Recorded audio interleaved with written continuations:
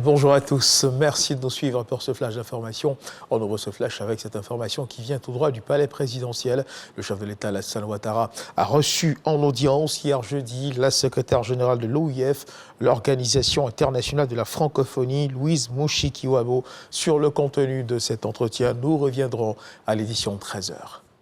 Le vice-président de la République, Timokom Eliette Kone, a ouvert hier jeudi les travaux de la 10e édition de la CGC Academy, un rendez-vous annuel initié par le patronat ivoirien et qui se donne pour objectif de promouvoir l'entrepreneuriat. Cette édition est placée sous le thème suivant: quel partenariat pour valoriser le potentiel des entreprises en Afrique? Notons qu'il s'agit essentiellement d'intensifier les échanges en entreprises de l'espace francophone. Nous y reviendrons également dans nos prochaines éditions.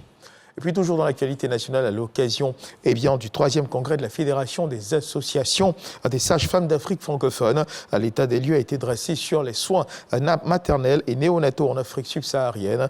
Face à la situation jugée critique, il a été recommandé le développement des infrastructures sanitaires et l'harmonisation des maquettes pédagogiques. On voit cela avec Didier Nguesson. La santé maternelle et néonatale est liée en partie à la prise en charge du couple mère-enfant par la sage-femme. Les défis à relever sont importants au regard des statistiques en Afrique subsaharienne. Pour 1000 naissances vivantes au Sénégal, on enregistre 236 décès maternels contre 385 en Côte d'Ivoire.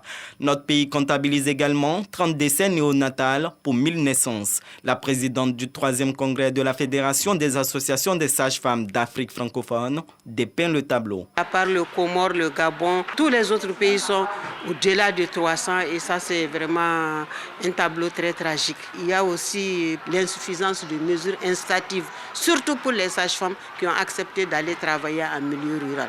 Pour inverser la courbe, la conférencière recommande la création des ordres professionnels de sages-femmes en vue d'une meilleure réglementation sans occulter l'harmonisation des curricula de formation.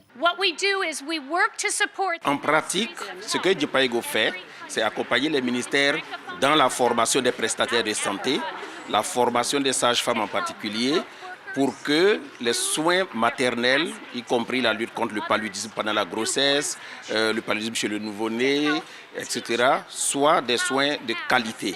Sur les 17 pays membres de la fédération, le Mali est cité en exemple pour le niveau de ses formateurs, avec au minimum le master pouvant aboutir à des formations doctorales. Et dans l'actualité internationale, en Guinée, après 2 jours d'audition, la direction centrale des investigations judiciaires de la gendarmerie nationale, 9 opposants au régime militaire de transition ont été placés sous contrôle judiciaire hier jeudi. Les 9 opposants sont accusés notamment d'avoir participé à une manifestation illégale de complicité de destruction de biens publics et privés. Déférés au tribunal de Dixim hier jeudi, ils ont donc été entendus pendant plusieurs heures avant d'être placés sous contrôle judiciaire par le doyen des juges d'instruction.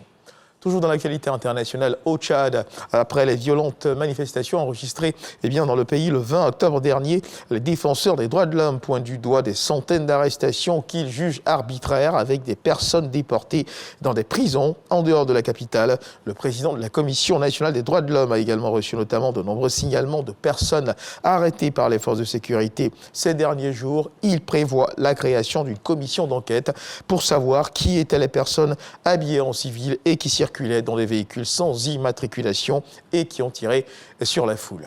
On termine ce tour du monde de l'actualité internationale avec ce qui se passe en Iran. En Iran, donc, des manifestations nocturnes se sont déroulées dans la nuit d'hier à aujourd'hui.